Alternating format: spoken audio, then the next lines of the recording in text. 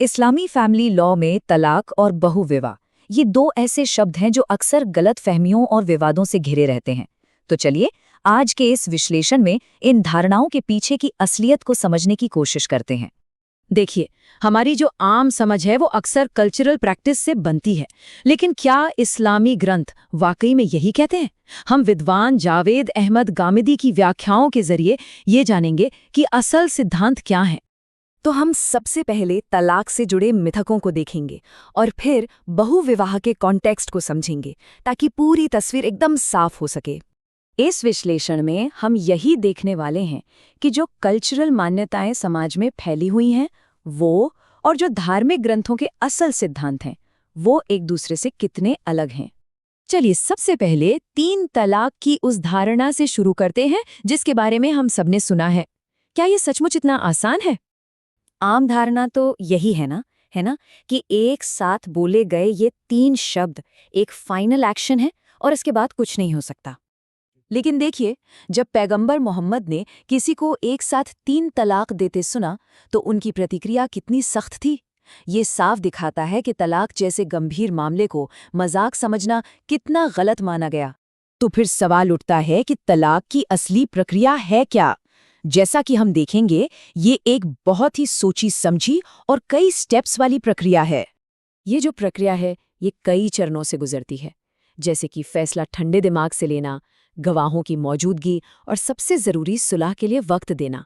ये जो 3 महीने का पीरियड है जिसे इद्दत कहा जाता है वो इसी मकसद के लिए है। हर कदम का मकसद रिश्ते को बचाने का एक और मौका देना है। और यही सबसे बड़ा अंतर है। प्रक्रिया में एक बार में सिर्फ एक तलाक की घोषणा की जाती है, 3 बार नहीं। तो फिर ये 3 तलाक का मतलब क्या है? इसका मतलब एक बार में 3 घोषणाएं करना नहीं है, बल्कि इसका मतलब है कि एक व्यक्ति को अपनी पूरी शादीशुदा जिंदगी में 3 अलग-अलग मौकों पर तलाक की प्रक्रिया शुरू करने का अधिकार है। अच्छा, तलाक की तरह ही बहुविवाह को लेकर भी काफी गलत धारणाएं हैं। चलिए अब इस विषय पर आते हैं और 4 पत्नियों वाले विचार के पीछे की कहानी को समझते हैं।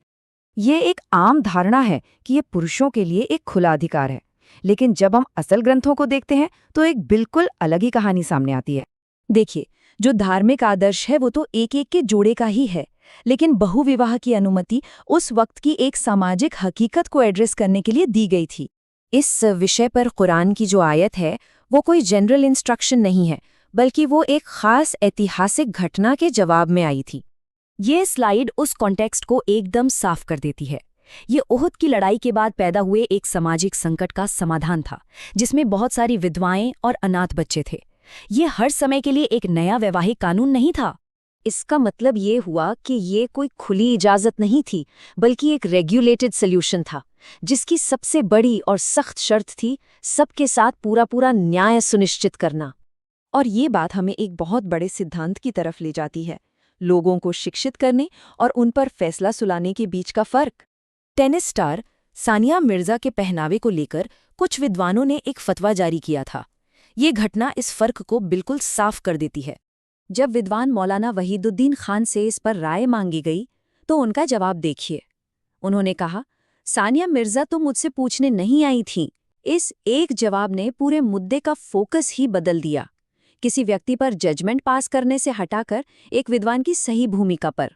तो सार ये है कि एक विद्वान की भूमिका सिद्धांतों के बारे में बताना और समझाना है, न कि लोगों की निजी जिंदगी पर जज बनकर फैसले सुनाना।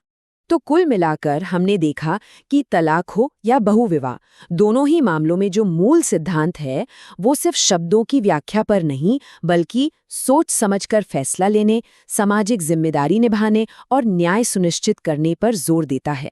और ये हमें एक आखिरी सवाल के साथ छोड़ जाता है। आज जो कुछ भी समाज में होता है उसका कितना हिस्सा इन बुनियादी सिद्धांतों पर आधारित है और कितना सिर्फ पीढ़ियों से चली आ रही सांस्कृतिक आदतों पर।